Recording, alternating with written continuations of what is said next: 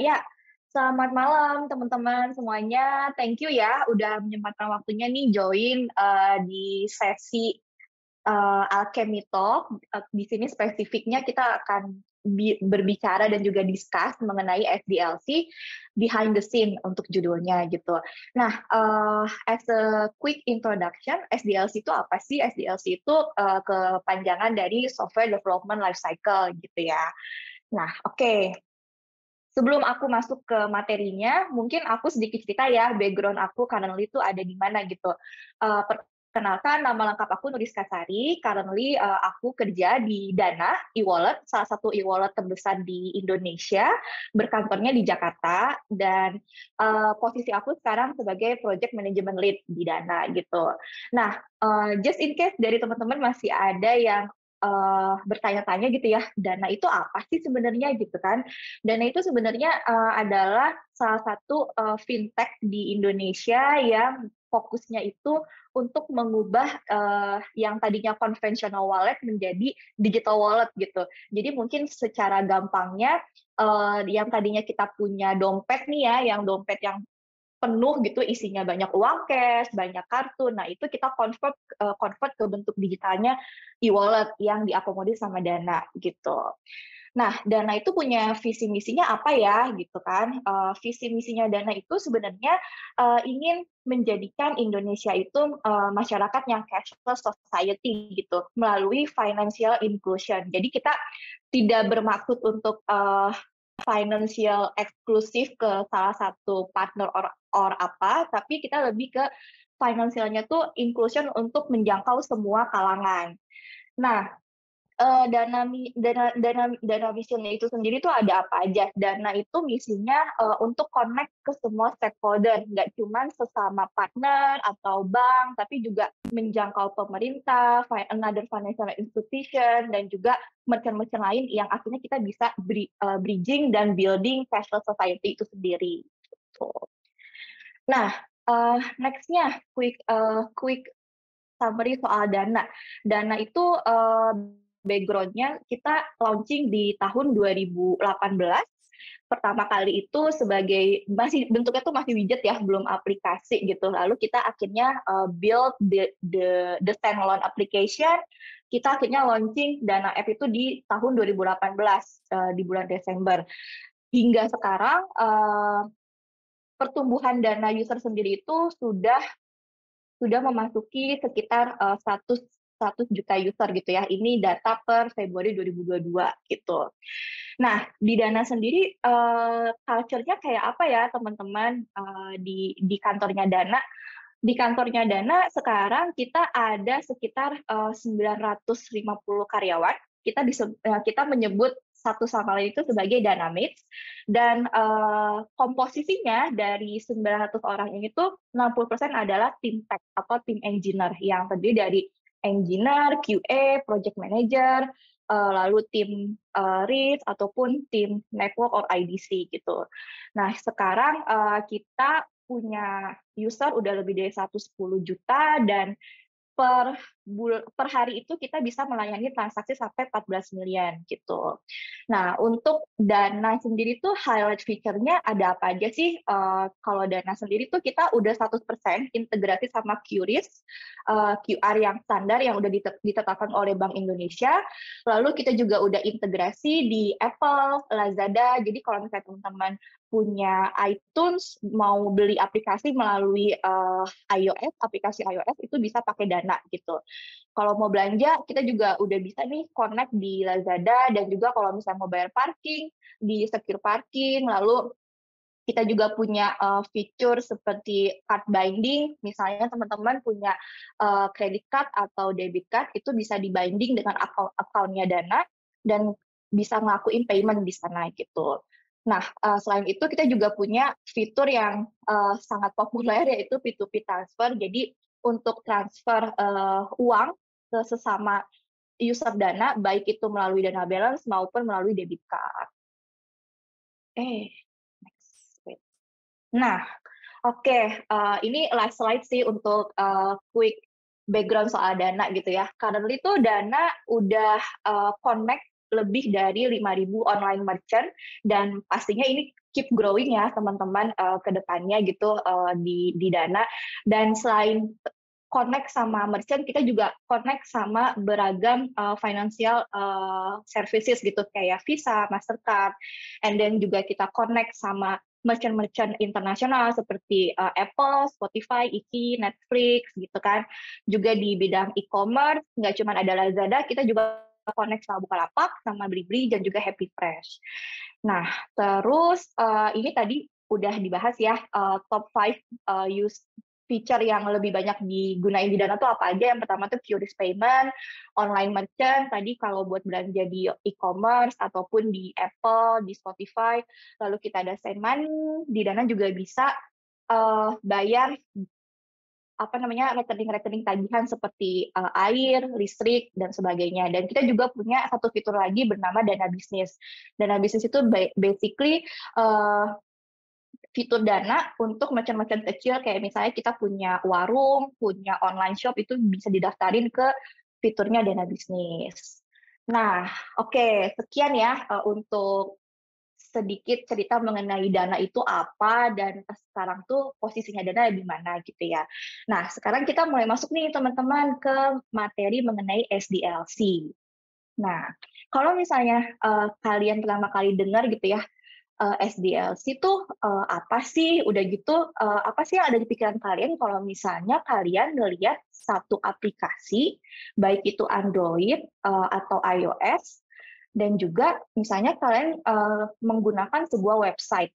Apakah dua platform atau produk ini tuh langsung jadi, langsung coding, habis itu deploy ke production, habis itu dipakai sama user, atau seperti apa ya, gimana caranya ya, sampai akhirnya tuh kita sebagai real user itu bisa menggunakan dua fitur dan dua produk ini dengan nyaman dan sesuai dengan requirement-nya.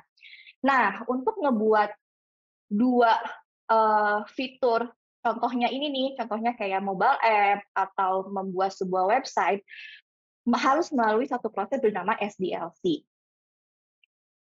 Oke, sorry.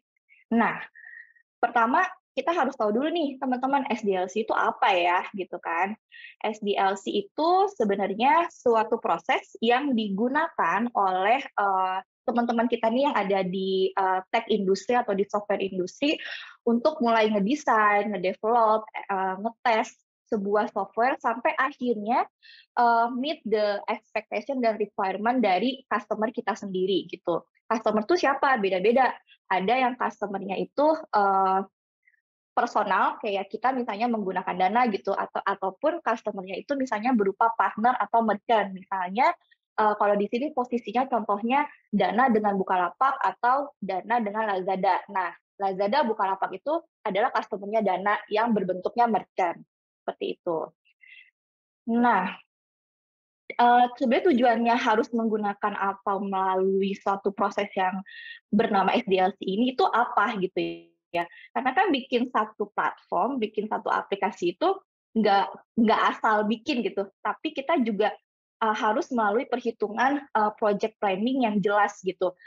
Is it feasible to develop this feature, and then kita juga butuh tahu nih untuk nge-develop satu aplikasi baru, butuh berapa lama ya yang dibutuhin, dan juga resource-nya. Resource itu dalam arti tim engineer-nya, tim QA-nya, lalu tim project-nya, itu kita harus calculate nih, karena ketika kita mau develop satu aplikasi, pasti akan relate sama budget juga gitu kan.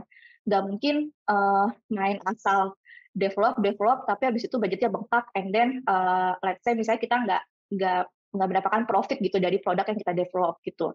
Nah, that's why kita butuh perhitungan dan juga planning yang tepat melalui SDLC. Nah, selain itu, dengan menggunakan SDLC juga, kita juga bisa memitigate gitu ke depannya ketika proyeknya ini berjalan, resiko-resiko yang berbahaya itu tuh bisa dihindari gitu. Jadi nggak pas udah lagi develop, tiba-tiba wah muncul masalah besar, akhirnya proyeknya mandek, and then kita nggak jadi develop fiturnya gitu kan. Dan juga kita bisa meminimalisir project plan yang kira-kira akan membahayakan si fitur itu sendiri. Nah, itu mengenai SDLC secara umum gitu ya. Lalu, nah setelah itu kita pasti bertanya-tanya dong, SDLC itu kan suatu life cycle ya, software development life cycle. Kira-kira ada berapa fase sih yang biasanya dilalui ketika kita menggunakan SDLC? Nah, nih di sini ada 1, 2, 3, 4, 5, 6. Ada 6 fase umum yang biasanya dilalui oleh teman-teman tech ketika melakukan sebuah SDLC gitu. Yang pertama ada yang namanya fase analisis. Di sini yang di bagian bawah itu ada product owner, project manager. Ini adalah PIC yang akan terlibat di satu fase tersebut gitu. Di fase analisis itu terdapat product owner, ada project manager, terkadang juga Scrum Master, lalu ada bisnis analisis, dan juga di sini ada CTO. Ini kalau untuk CTO sih lebih ke opsional ya, biasanya tuh lebih ke stakeholder gitu. Stakeholder tuh bisa macam-macam, nggak cuma dari CTO, tapi bisa juga dari CEO, atau dari chief marketing, atau dari chief financial, something like that gitu. Nah, setelah di fase analisis, biasanya kita masuk ke fase yang dinamakan fase desain. Nah, di fase desain ini siapa sih yang akan in charge gitu? Biasanya yang akan in charge itu ada sistem arsitek dan juga tim UI UX designer. Sistem arsitek biasanya nge-cover di bagian arsitektur sebuah platformnya, dan ini biasanya dari tim engineer dari back-end. Kalau dari UI UX itu lebih ke nanti yang akan nge-cover di sisi front end-nya gitu. Desainnya mau seperti apa, user flow-nya tuh kalau misalnya kita mau ngelakuin payment menggunakan dana balance gitu misalnya, ini harus berapa step sih yang convenient buat user. Nah, itu yang menjadi scope-nya tim UI UX designer. Nah, setelah masuk ke fase desainnya udah jadi, udah ready nih ya, kita masuk ke fase yang dinamakan development. Ini adalah fase yang akan dihandle oleh tim engineer kita nih, baik itu front end maupun tim back end. Mereka akan ngelakuin coding, lalu masuk ke fase testing. Di fase testing ini biasanya di-handle sama tim QA engineer, atau tim tester, atau tim DevOps. Setelah satu fitur atau satu aplikasi ini sudah lolos testing berdasarkan kriteria yang ditetapkan oleh product owner, baru tim QA ini akan melanjutkan ke proses deployment gitu. Nah, di tim deployment itu beda lagi PIC-nya nih teman-teman. Biasanya akan melibatkan orang-orang dari tim IDC, network, and then database administrator atau DevOps. Atau biasa juga kita ada satu tim namanya SRE gitu, Site Reliable Engineer, yang untuk ngurusin deployment. Nah, terakhir setelah produknya di-deploy dengan aman dan tidak ada masalah, baru kita masuk ke fase maintenance, atau bisa dibilang juga fase pasca go live atau operation. Nah, ini biasanya melibatkan user, real user, lalu juga sometimes ada tim tester juga, bisa dari tim bisnis ataupun dari tim produk gitu. Oke, lanjut ya. Dari tadi quick introduction mengenai 6 fase SDLC, di sini aku coba kasih summary per fasenya lagi nih, teman-teman. Yang pertama tadi ada analisis phase gitu ya, tapi di sini aku tambahin planning and analysis phase gitu. Nah, di fase ini tuh ngapain ya gitu kan.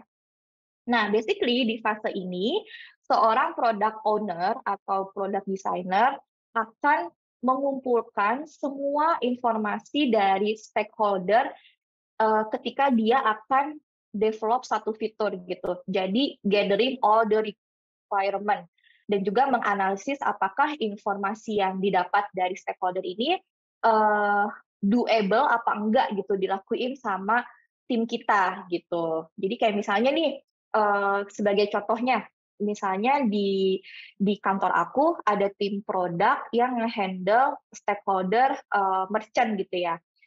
Terus dari merchant itu kita pengen deh ada improvement untuk P2P transfer di merchant kita nih, tapi kita maunya pakainya Dana. Kita maunya tuh flow-nya tuh yang tadinya biasanya di Dana ada 7 step, kita maunya 3 step aja. Bisa nggak ya ini di-develop sama tim Dana, misalnya seperti itu ya. Gitu. Nah, itu akan requirement atau kebutuhan dari bisnis stakeholder ini akan masuk ke tim product gitu, tim product owner atau product designer. Nah, di sini ketika udah masuk ke tim product itu akan kerja bareng sama tim project management untuk melakukan dua hal gitu. Yang pertama adalah planning untuk ngedefine scope-nya yang tadi turun dari stakeholder bisnis dan juga solusinya apa yang bisa di-provide oleh tim product gitu. Nah, di fase planning ini kita juga akan ngelakuin yang namanya project risk assessment, karena nggak mungkin dong ya, kayak kita mau develop sesuatu, tapi kita nggak pikirin nih kita nggak pikirin resikonya tuh apa. Misal, apakah ketika kita melakukan enhancement di P2P flow, ada nggak ya potensi misalnya nanti usernya itu bingung ketika habis dari ketik number gitu ya, terus mereka bingung ini mau kemana gitu, atau mungkin kira-kira ada resiko nggak ya kalau misalnya user ini bakal kena fund loss kayak gitu. Nah, ini yang harus udah dipikirin dari awal, teman-teman. Jadi nggak bisa tuh namanya resiko kita nggak pikirin dari fase planning, tahu-tahu nanti pas udah produknya jadi baru kepikiran, oh iya ya ini ternyata bakal ada bolong gitu dan potensinya bakal ada fund loss. Itu something yang harus di mitigate dari awal banget gitu. Nah, makanya project risk assessment itu penting dibahas di fase planning, dan juga dari tim project akan nge-share gitu ya, akan membagikan kira-kira timeline-nya tuh seberapa lama sih yang kita butuhin untuk develop satu fitur ini. Nah, setelah planning, yang kedua adalah fase analisis gitu ya. Di sini sebenarnya masih fase awal analisis dari tim senior developer yang akan pertama kali tuh ibaratnya initial meeting sama tim product dan tim project.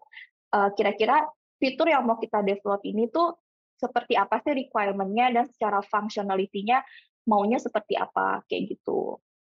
Tapi ini belum deep ya, analisisnya tuh ya masih initial analysis phase gitu. Lanjut, di fase kedua, design phase. Nah, kayak yang tadi aku bilang, di fase design phase ini,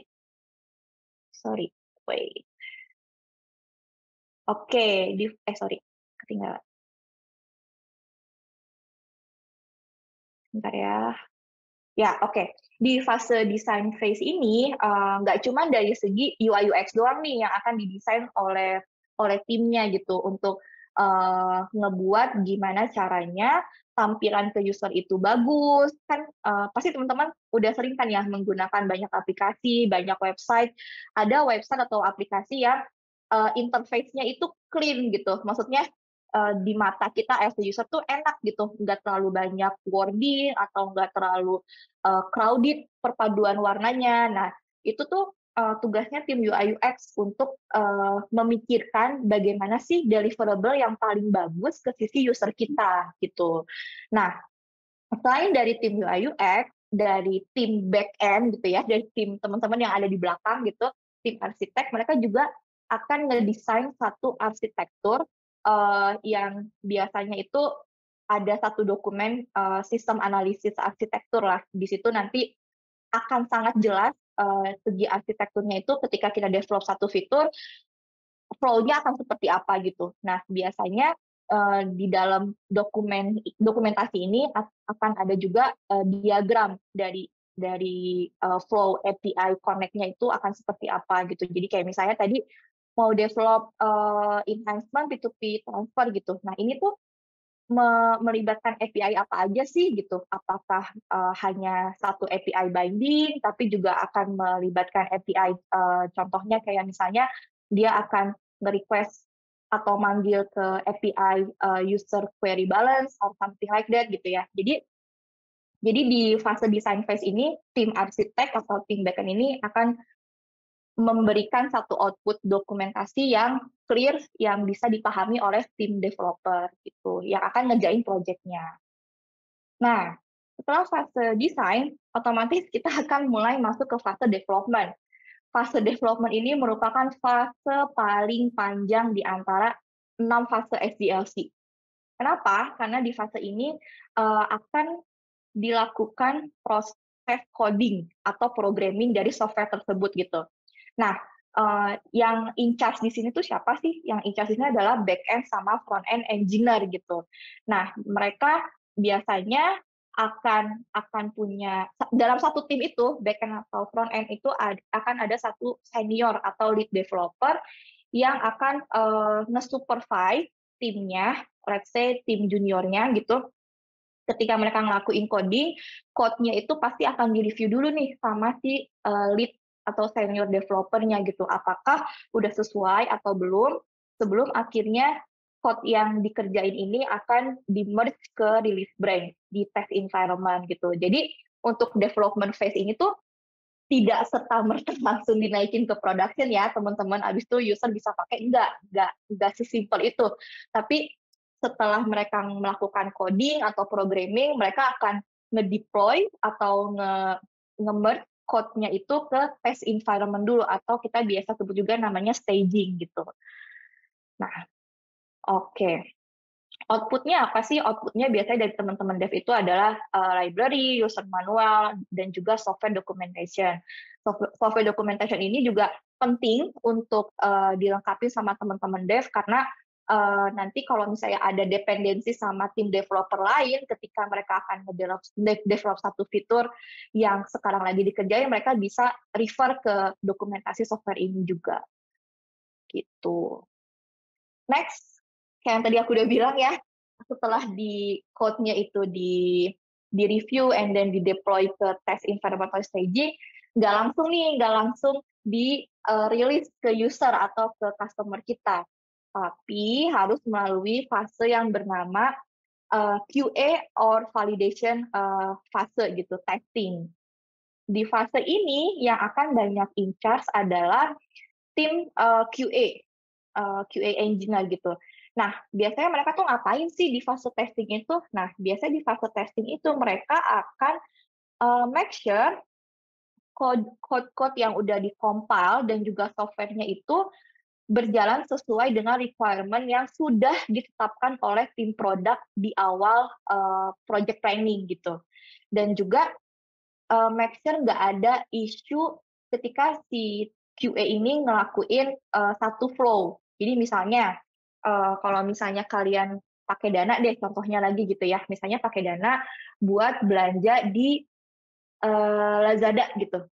Nah, kan ada step by step-nya tuh ya, dari kita sebagai user binding dulu akun Dananya ke Lazada, lalu kita memilih barang, lalu kita pilih masuk ke kasir page-nya, and then kita memilih payment method yang mau dipakai itu apa, apakah itu Dana Balance ataupun card payment gitu ya. Nah, si tim QA ini akan make sure semua step dan flow tadi itu berjalan dengan sempurna gitu. Jangan sampai di tengah-tengah user tuh bingung gitu. Misalnya, ini di halaman kasir page-nya Dana, kayaknya nggak clear deh user itu harus ngeklik button yang mana gitu. Nah, hal-hal yang kayak gini yang akan ditemuin sama tim QA dan dilaporin gitu ya ke tim developer gitu. Oh, ini kayaknya kurang bagus deh kalau flow-nya button-nya ada di tengah atau ada di samping gitu ya. Kira-kira bisa di-fix apa enggak. Nah, si tim QA ini mereka biasanya akan ngelakuin 2 metode manual testing based on user journey yang tadi aku kasih tahu ya, based on flow-nya, dan juga mereka akan ngelakuin automated testing atau automation testing gitu. Nah, kalau automation testing itu biasanya QA-nya akan nge-scripting dulu nih sebelum fase testingnya, and then ketika di fase testing mereka akan ngejalanin script-nya, apakah udah berjalan dengan sesuai atau belum gitu. Nah, biasanya yang ngelakuin manual testing based on user journey itu adalah tim QA front end gitu ya, karena kan dia dealing sama dia berlaku sebagai real user gitu, sebagai user yang experience sendiri nih, ngekliknya bagus apa enggak gitu, ada bug atau enggak gitu. Nah, biasanya kalau automation testing itu lebih ke tim backend QA gitu. Nah, output-nya apa? Output-nya tadi, output-nya adalah make sure software yang udah di-develop itu well tested, sudah dites dengan baik, dan juga sudah memenuhi requirement yang ditetapkan di awal oleh tim produk dan juga oleh stakeholder gitu. Ketika requirement-nya udah sesuai dengan kriterianya, baru QA akan memberikan konfirmasi. Biasanya mereka akan punya satu dokumen spesifik, semacam sign off dokumen yang menyatakan bahwa mereka sudah selesai melakukan testing dan memberikan lampu hijau untuk diproses ke tahap berikutnya gitu. Nah, setelah QA kasih konfirmasi, kita akan masuk ke fase deployment. Nah, fase deployment itu apa sih? Tadi kan kita udah kenalan sama yang namanya staging atau test environment. Ibaratnya ini adalah satu environment di mana developer dan developer akan nge-code, lalu nge-deploy code-nya ke staging, dites sama QA, untuk kemudian masuk ke environment yang kita namakan production atau live environment. Nah, jadi live environment itu yang kayak gimana sih Kak, gitu kan ya. Live environment itu adalah environment yang user real itu pakai. Kayak misalnya sekarang nih, kamu pakai aplikasi Dana. Nah, aplikasi Dana yang kamu download dari App Store atau Google Play itu adalah aplikasi Dana di production environment, bukan aplikasi Dana di versi staging atau versi test environment gitu. Kalau lebih lebih familiarnya tuh bedanya staging sama production environment seperti apa sih, kayak tadi yang aku contohin gitu kan. Nah, di deployment phase ini si software atau aplikasi yang tadinya udah di-develop dan di-testing di test environment ini akan dinaikin ke production environment gitu, sehingga bisa digunakan oleh customer atau real user. Nah, untuk ngedeploy ini tuh ada beberapa metode juga nih teman-teman, tapi di sini aku nggak akan ngebahas banyak ya, jadi aku sekilas aja metode yang biasanya dipakai untuk ngedeploy gitu. Salah duanya itu adalah ada beta release dan juga ada blue green release gitu. Apa sih bedanya gitu ya?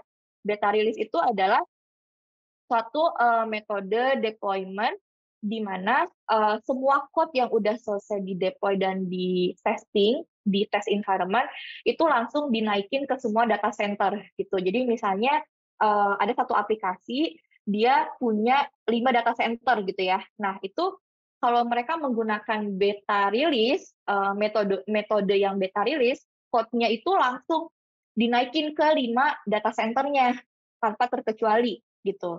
Nah, tapi kalau misalnya satu aplikasi menggunakan blue green release, itu beda lagi teman-teman. Jadi misalnya si blue green release ini digunakan oleh aplikasi B gitu ya.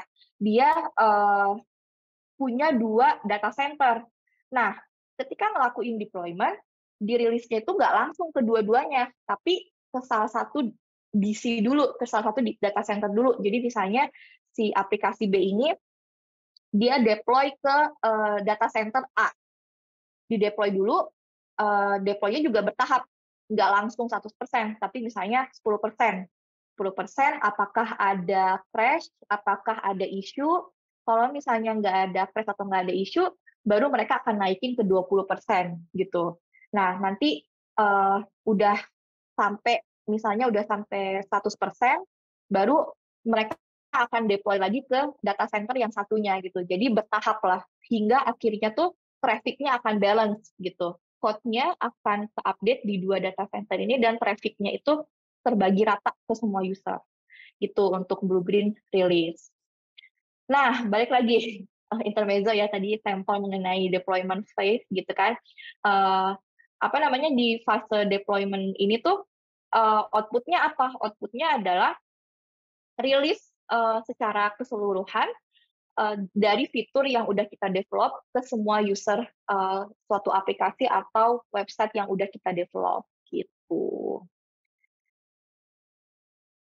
Nah, kadang ada juga nih teman-teman, misalnya ada satu aplikasi, dia rilisnya itu nggak langsung ke semua user, tapi mereka melalui satu tahap yang namanya tuh UAT gitu, partial release. Jadi misalnya apa ya, misalnya aplikasi Dana gitu, Dana punya satu fitur baru gitu ya, contohnya si P2P versi 3.0 misalnya, ini aku misalnya.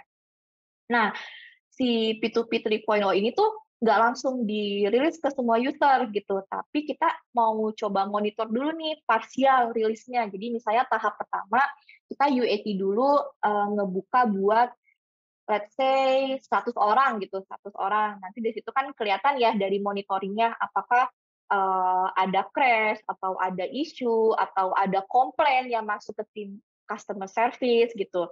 Nah, nanti kalau misalnya setelah monitor sebulan atau 2 bulan nggak ada major issue yang lain, bisa jadi si fitur P2P 3.0-nya ini dinaikin nih percentage-nya yang tadinya cuma buat 100 orang jadi 500 orang atau jadi 1.000 orang kayak gitu. Jadi kalau untuk output-nya sih yang pertama udah pasti ini objektif yang paling pertama ya untuk ngerilis semuanya. Tapi ada juga yang mereka prefer untuk partial release karena buat ngecek juga monitoring stability dari fitur yang mereka develop ini udah aman atau belum kayak gitu.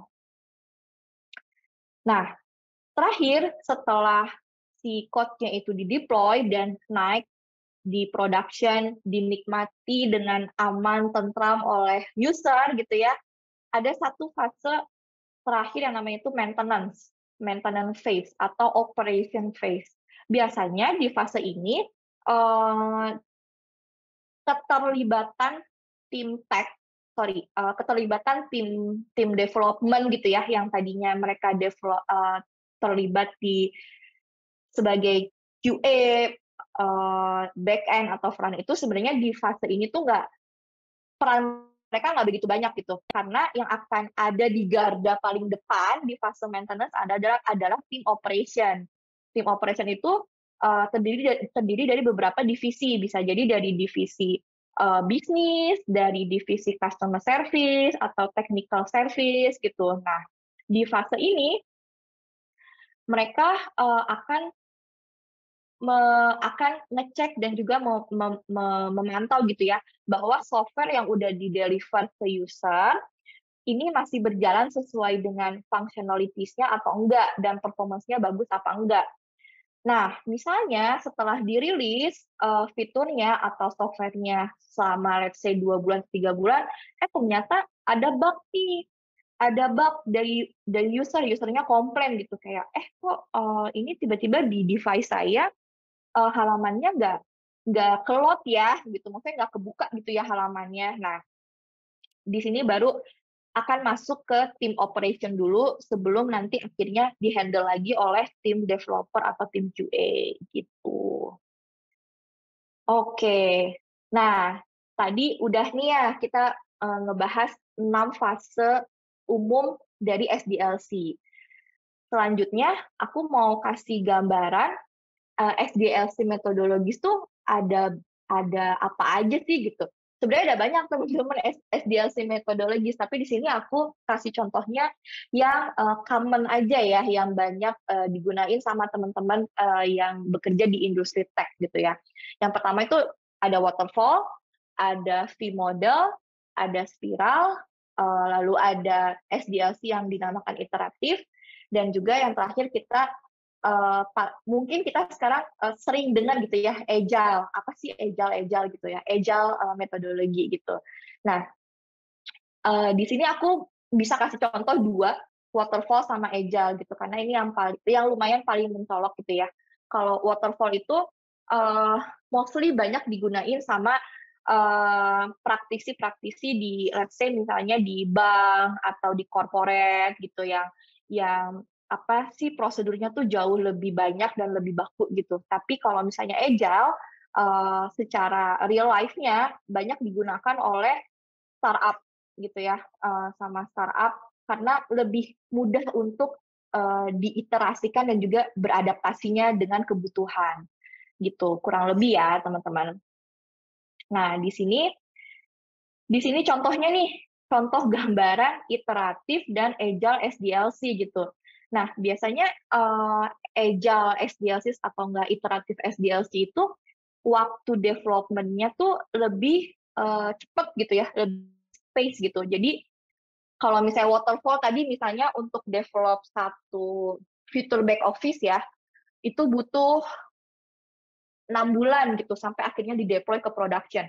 Nah, kalau di Agile itu nggak seperti itu teman-teman gitu. Maksudnya kayak kita mau develop satu fitur bisa bisa tuh durasinya kayak cuman 1 bulan atau 2 bulan. Habis itu kita langsung deploy ke production and then dinikmati sama user gitu. Nah, itu salah satu keuntungannya Agile karena lebih cepat beradaptasi dengan kebutuhan user dan juga kita bisa shipping lebih cepat gitu ya, lebih cepat dan berkualitas gitu. Nah, di sini untuk fasenya itu kita namainnya tuh sprint gitu. Ada sprint 1, sprint 2, sprint 3. Nah, dalam satu sprint terdiri dari agenda planning, design, develop, testing, deploy, review gitu.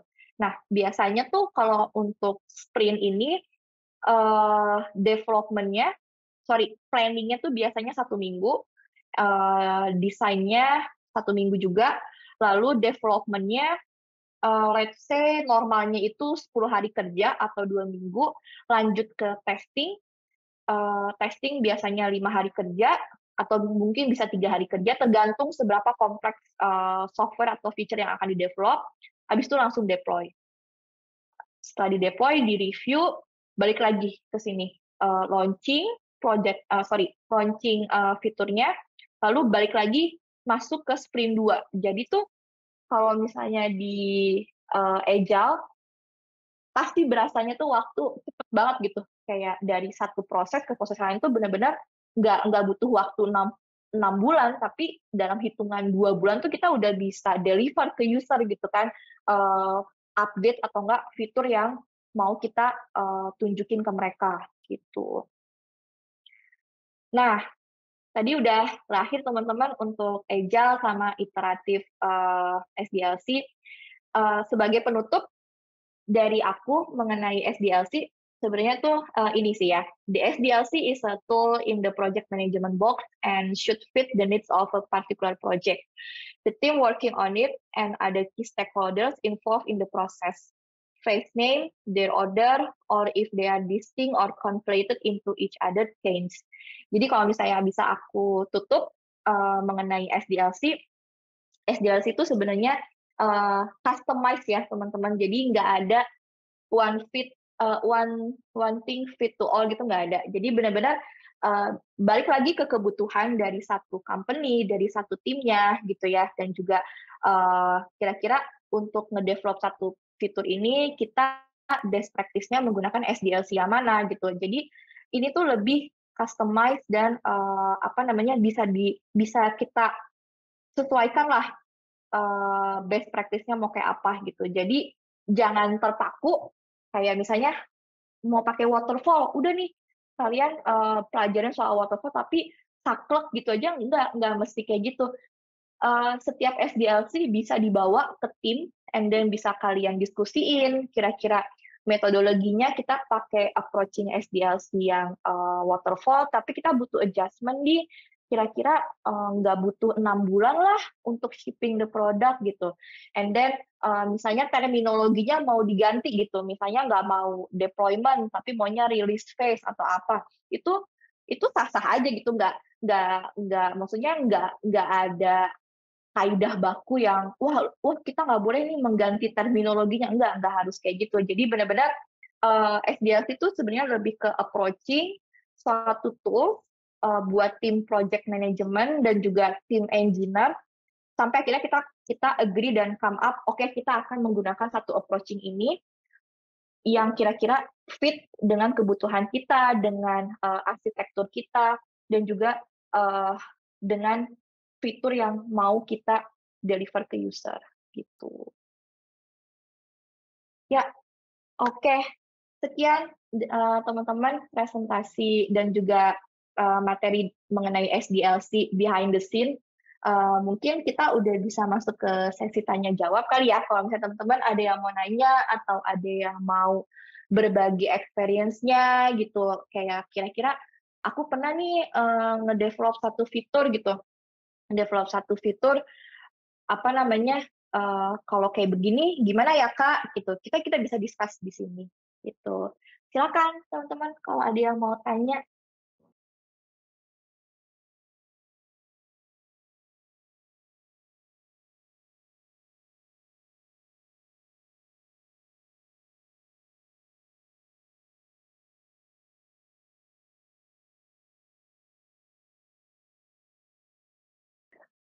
Oke nih, Kak Ika, kita langsung mulai aja ya. Langsung pertanyaan Ya, yang pertama ada dari Daka.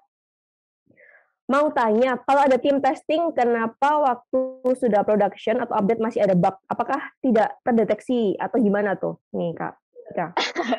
iya ini hal yang common sih. Halo Mas Daka ya, ini harusnya Mas kan ya. Halo Mas Daka, thank you ya Mas ya buat pertanyaannya. Yes, ini pertanyaannya sangat common terjadi di software development team gitu ya. Ketika kita udah berusaha semaksimal mungkin gitu di fase testing, tapi pas udah dinaikin ke production ada aja gitu bug-nya. Nah, biasanya benar, biasanya nggak terdeteksi itu karena ada beragam dependensi gitu. Jadi ketika di fase analisis sama di fase gathering requirement itu ada blind spot yang kita tuh nggak aware. Kayak misalnya nih, contohnya nih ya, aku gitu ya, aku mau develop fitur Dana di Lazada, tapi aku tuh mau fiturnya ada add-on. Jadi ketika aku belanja di Lazada, aku bisa add-on barang yang lain tuh. Nah, aku pikir untuk ngedevelop add-on ini tuh requirement-nya sesimpel ya udah tinggal tambahin logic aja di situ gitu. Tapi ternyata enggak, karena add-on itu di handle sama tim yang berbeda gitu. Misalnya di Dana ya, di handle sama tim yang berbeda. Dan kesalahan kita kemarin ketika kita ngelakuin planning dan analisis, kita nggak cross check dulu nih ke flow-nya yang di tim add-on gitu. Jadi blind spot itu yang akhirnya baru ketahuan di production, oh ternyata broken nih kalau kita mau nambah add-on di cart-nya Lazada nggak bisa gara-gara kita ada perbedaan flow sama tim add-on yang nge-handle tim add-on-nya. Nah itu benar benar Mas Daka. Jadi ada beberapa requirement atau blind spot yang kita nggak ke cover karena ini tuh dependensinya ke banyak hal yang lain gitu di luar tim kita gitu. Dan itu hal yang hal yang common ya, cuman sesuatu yang sangat mungkin terjadi, tapi bisa kita minimalisir level bug-nya gitu. Jadi bug itu kan ada levelnya ya, major, minor, atau trivial gitu. Nah, sebisa mungkin nih dari teman-teman QA dan juga tim produk, tim project, dan tim engineer berusaha untuk kalaupun ada bug, jangan sampai produknya bug-nya itu tuh yang benar-benar major gitu, yang sampai nge-stopper user sampai user tuh nggak bisa ngelakuin payment atau sampai amit-amit ada fund loss kayak gitu, jangan sampai yang kayak gitu gitu. Cuman kalau misalnya bug-bug yang levelnya menengah atau minor itu masih bisa kejadian gitu. Ya, udah cukup clear dari Mas Daka atau ada yang mau ditambahin Kalau ada yang dari bertanya, jawaban aku? apakah udah clear ya untuk jawabannya? Oke, semoga bisa menjawab ya untuk Mas Daka. Kita next lanjut ke pertanyaan berikutnya nih, Kak Ika. Dari Animus, Animus nih, kalau mendevelop sebuah aplikasi dalam waktu 3 hari, tuh, gimana tuh Kak Ika caranya? Waduh, develop sebuah aplikasi dalam waktu 3 hari, gimana caranya ya? Bagaimana ya Kak?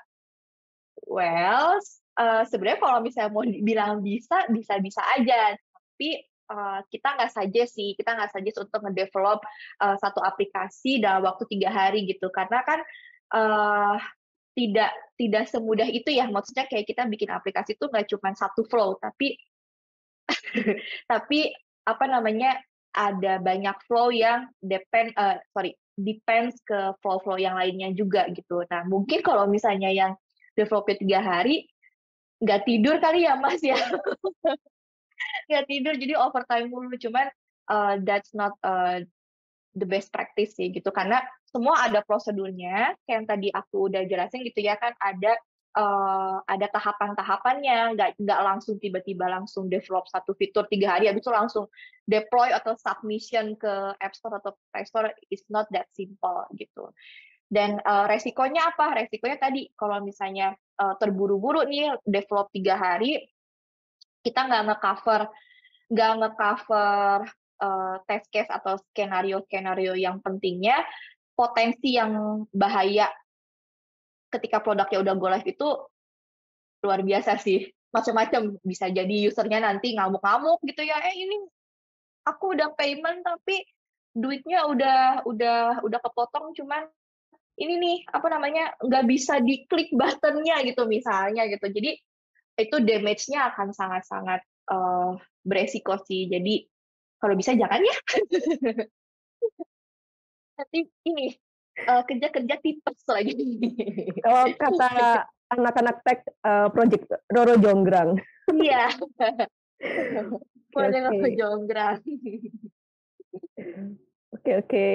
Gitu ya, Kak Ika ya, harus, Iya. apa mungkin sesuai sama beban aplikasinya gitu. Kalau cuma sekedar bikin aplikasi yang kecil gitu, mungkin, nggak 3 hari, 1 hari jadi gitu. Mungkin itu lebih ke lokal user kali ya. Jadi kayak maksudnya bikin aplikasi 1 hari atau 3 hari, tapi yang pakai teman sampingnya mungkin.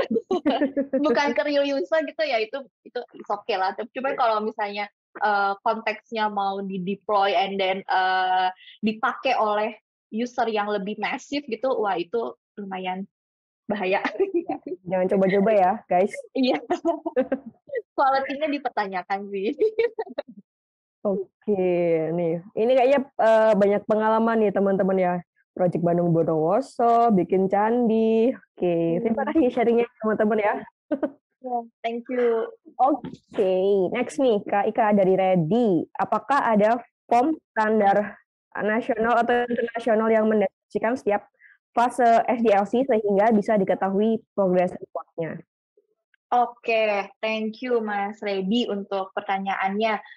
Eh, Sepengetahuan aku sampai saat ini kalau yang aku laluin gitu ya, based on my experience, sebenarnya nggak ada form standar gitu sih, maksudnya yang baku gitu tuh nggak ada, tapi lebih ke yang tadi kayak aku udah bilang gitu, kita punya rekomendasi approach dari SDLC ini ada beberapa macam, ada fasenya gitu, cuman balik lagi dari tim kita sendiri yang akan menentukan, kayak misalnya tadi di fase analisis atau requirement. Let's say kita akan produce satu dokumen namanya product requirement design gitu, product requirement design dokumen lah. Nah itu yang akan menentukan format dokumen seperti apa, ini something yang harus didiscuss di internal tim kita. Jadi melibatkan tim tech, tim produk gitu. Kira-kira di satu requirement dokumen ini harus nge-cover apa aja sih? Apakah cuma cukup problem statement sama solusi, ini cukup, atau dari tim tech itu misalnya expect nggak cuma problem statement sama solusi, tapi kita juga butuh nih penjelasan secara in scope-nya apa, out scope-nya apa, lalu kira-kira dependensi sama fitur yang lainnya ada apa enggak gitu. Jadi untuk standar form tuh setahu aku nggak ada ya. Jadi benar-benar harus didiskusiin sama tim masing-masing di setiap fase itu kita mau dokumentasinya seperti apa. Nah, kalau untuk development fase sama testing fase, biasanya nih kita teman-teman di tech itu pakai aplikasi, salah satunya tuh software namanya itu Jira ya, kalau misalnya pernah dengar ya, Jira dari Atlassian gitu.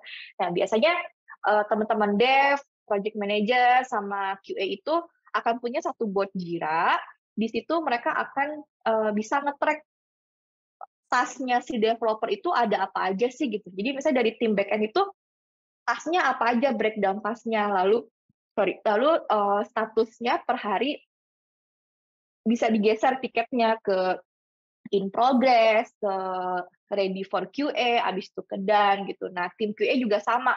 Nanti mereka bisa mengacu ke board Jira tersebut untuk lihat mana task si developer yang udah selesai dan bisa dimulai di testing sama tim QA kayak gitu. Contoh software-nya yang dipakai ya kalau untuk project management tools di software development tuh contohnya tuh Jira. Tapi ada juga yang pakai Trello gitu. Kalau kalian pernah dengar juga Trello atau Microsoft Project, kalau nggak salah ada lagi namanya Asana or something gitu ya. Jadi macam-macam sih untuk tools project management dan tracking gitu ya, tracking task developer sama QA. Itu balik lagi sesuai dengan tim kita tuh convenient-nya pakai tools yang mana, and then budget juga sih, karena biasanya kalau misalnya timnya udah banyak itu tools-nya juga ada biayanya gitu. Oke, semoga bisa Oke, menjawab ya. Ini Mas Reddy Jansen maybe ya? Mas Reddy ya betul. Ya, oh Reddy Harmawanto. Oke, terima kasih ya Mas Reddy ya. Iya, Oke, next, jika timnya masih kecil, apakah perlu SDLC nih Kak Ika? Kalau boleh tahu dalam satu sprint itu berapa lama? kalau timnya masih kecil apakah perlu SDLC? Menurut aku iya, menurut aku tetap iya, tetap butuh SDLC gitu ya. Mungkin nggak langsung 6 fase tadi itu the whole-nya diimplement gitu. Mungkin bisa lebih di-cut dari 6 fase jadi 3 fase aja gitu, dari fase requirement, development, development and testing, habis itu deploy misalnya kayak gitu. Itu bisa kok diaplikasiin. Jadi nggak mesti saklek harus enam-enamnya gitu.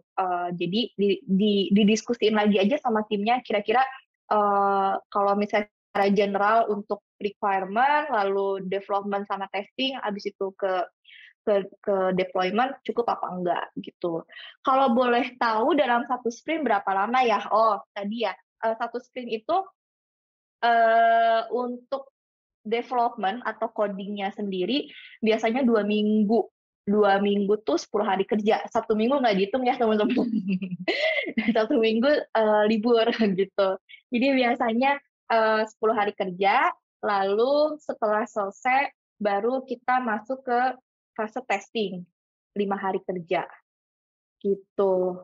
Nah, kalau untuk testingnya sendiri bisa juga nih, misalnya dari 10 hari kerja developer itu ngelakuin coding, let's say di hari ke-7 dari 5 task yang dikerjain sama developer, udah ada 2 task yang kelar gitu. Nah, 2 task yang kelar ini doable untuk dilakuin testing sama si QA-nya. Nah, ini bisa QA-nya nggak mesti nunggu, wah belum fase testing nih, gue nggak kerja dulu deh gitu, gue nggak ngetes dulu deh, gue leha-leha dulu. Nggak mesti kayak gitu. Bisa kok QA-nya tuh ibaratnya shift left ya, jadi kayak si developernya belum selesai sprint, tapi udah ada task yang di-deliver, QA-nya udah bisa mulai ngetes juga gitu. Nah, tujuannya apa?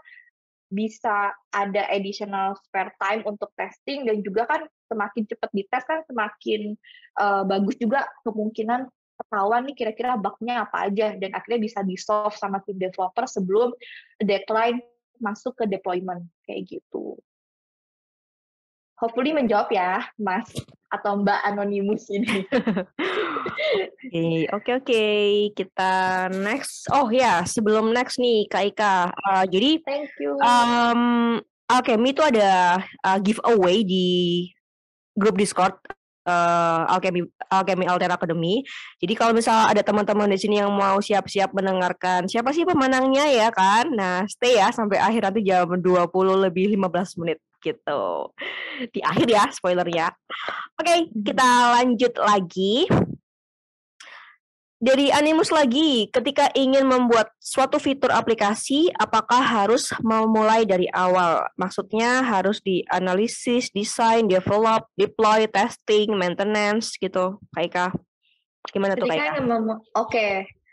Thank you, Mbak Anonymous untuk pertanyaannya. Ketika ingin membuat suatu fitur baru, sebuah aplikasi, apakah harus memulai dari awal? Maksudnya harus dianalisis, desain, develop testing. Ya, oke.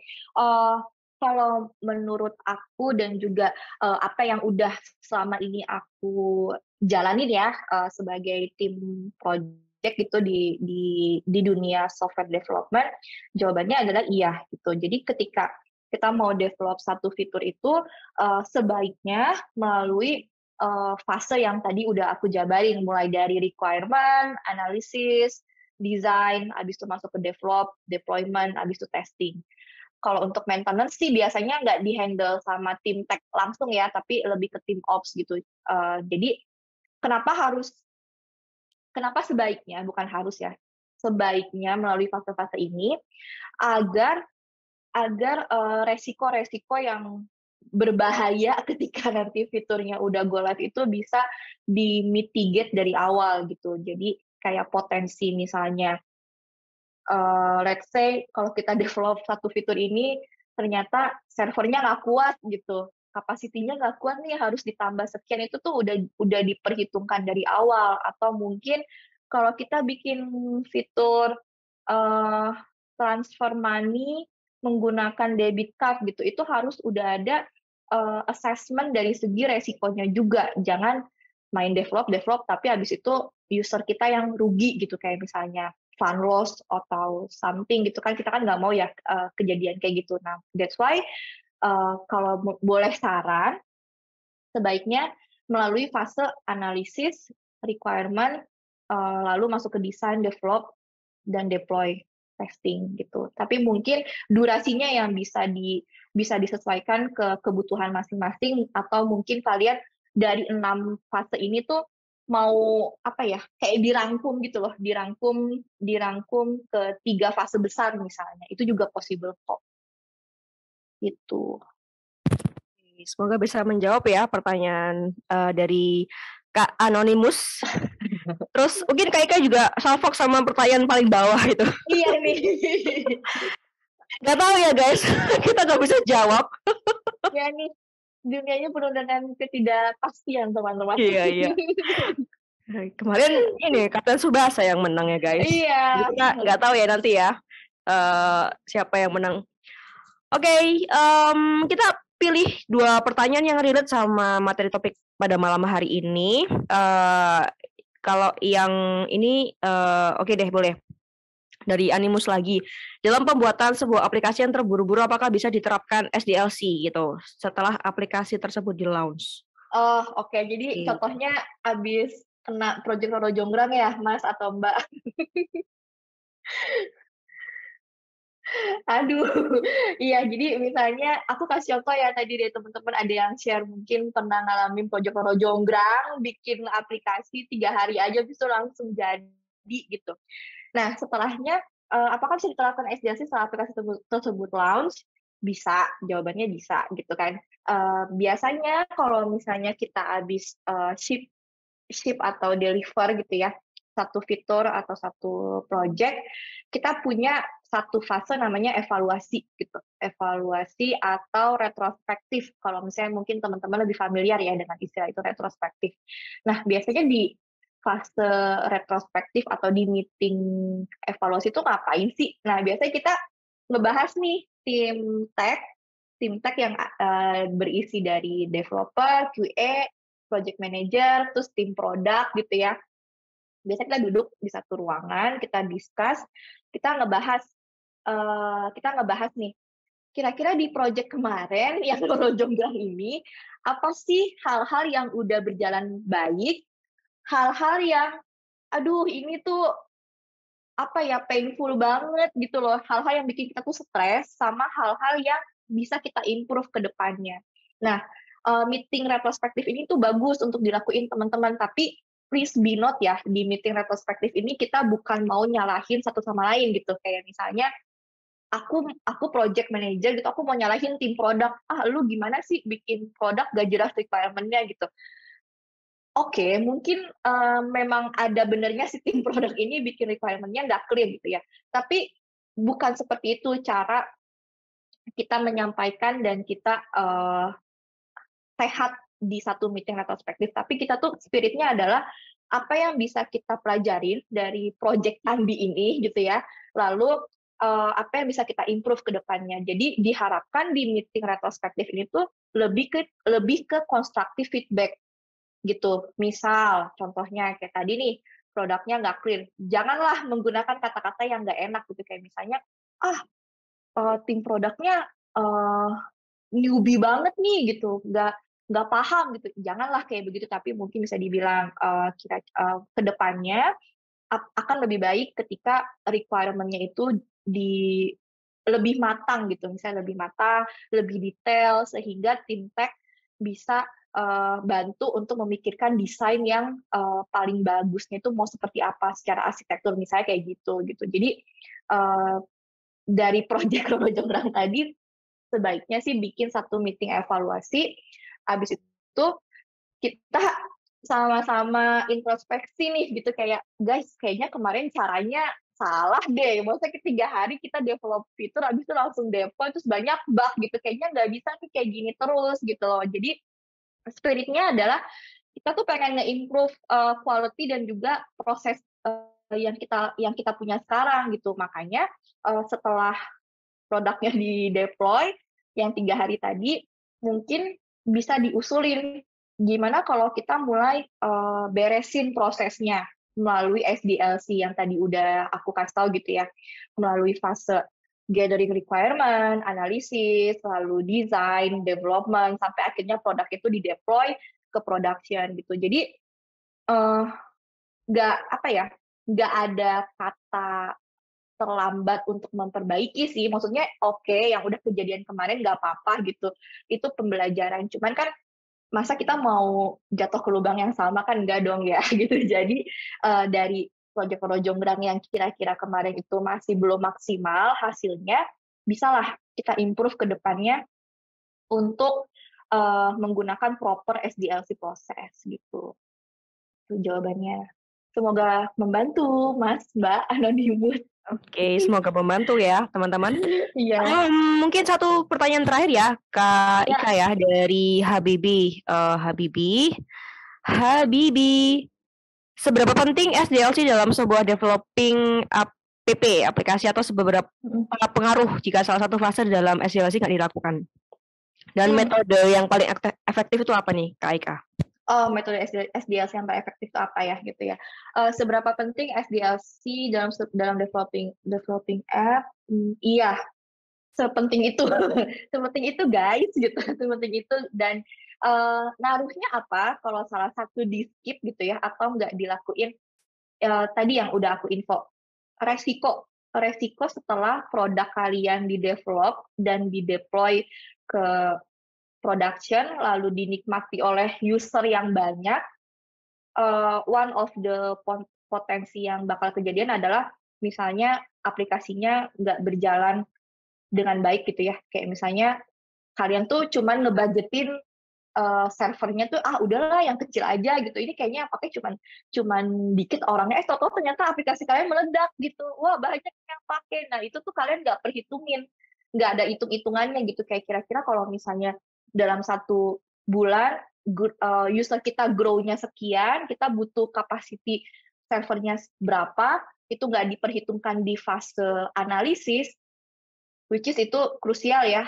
Akhirnya ya one of worst scenario, aplikasinya down, nggak bisa dipakai, and then usernya komplain gitu. Entah itu misalnya usernya uh, uangnya hilang, atau mungkin usernya itu kehilangan semua data-datanya, itu bisa kejadian gitu. That's why sebaiknya tetap ada fase-fase analisis dan juga gathering requirement yang proper gitu. Lalu metode SDLC apa yang paling efektif? Mengutip yang aku bilang tadi, nggak ada satu solusi yang fit untuk semuanya, teman-teman. Jadi balik lagi ke kebutuhan kalian itu, kalian butuh develop apa, lalu, capability dari tim kalian itu seperti apa. Misalnya kalian kerja di corporate atau kerja di bank, mungkin akan agak susah ketika kalian maunya tuh pokoknya gue nggak mau tahu, gue maunya pakai Agile gitu di bank misalnya. Nah, sementara selama ini di bank tuh pakainya waterfall gitu.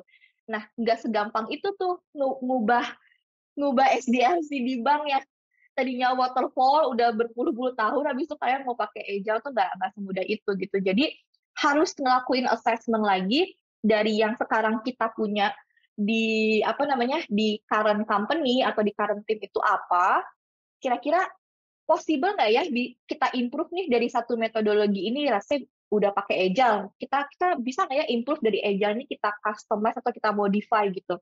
Atau kayak misalnya tadi, wah kantor aku udah kepala pakai waterfall banget, pokoknya waterfall garis keras lah gitu, udah saklek, gue pengen ubah ke Agile itu susah banget gitu. Nah, itu mungkin bisa didiskusiin tuh sama tim-tim terkait, misalnya kamu discuss sama tim network, tim arsitektur, tim data center gitu, tim produk.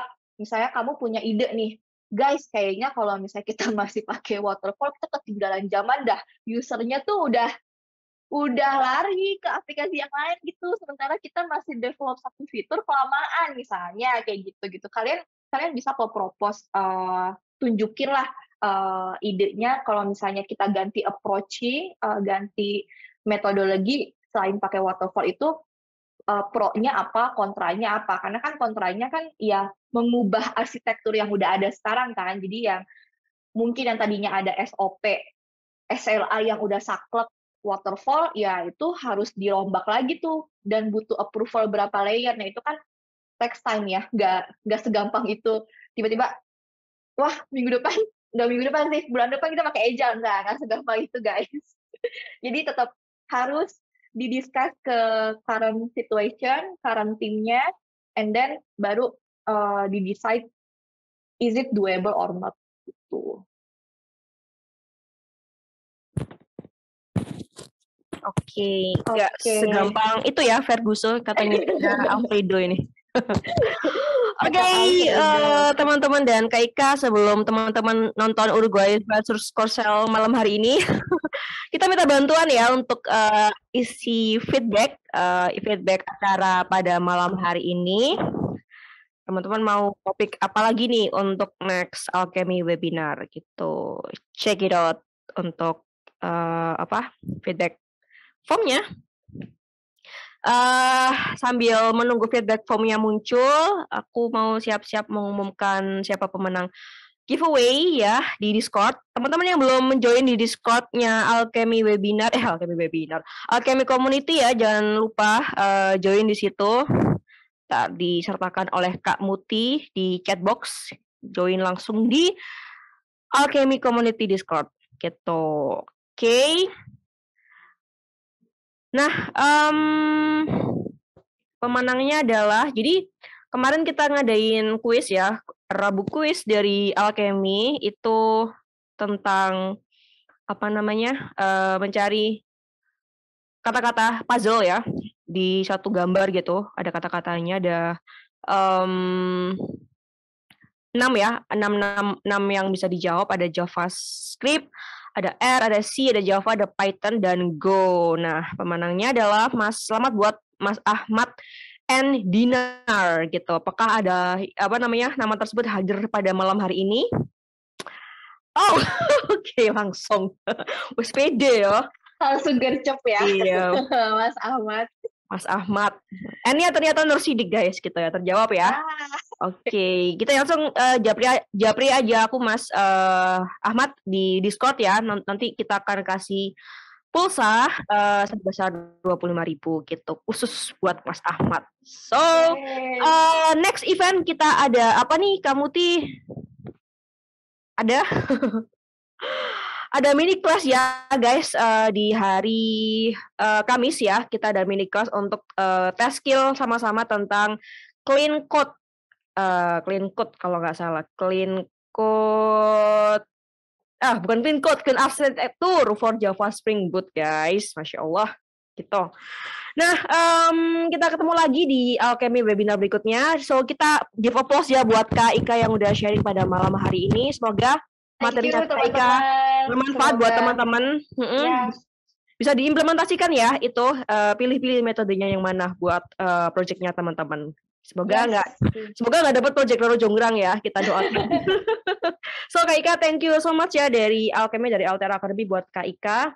So guys, ketemu lagi ya di next event berikutnya. Mohon maaf kalau misalnya ada salah-salah kata, salah-salah ucapan. Semoga teman-teman selalu dalam kondisi sehat walafiat, selalu bugar dan bahagia gitu. Salam dari Altera Academy, dari Alchemy. Thank you ya buat Muti sama Kak Sandra yang udah join pada malam hari ini. See you next event. Bye. Thank you teman-teman semuanya. Sampai ketemu lagi. Assalamualaikum warahmatullahi wabarakatuh. Bye-bye.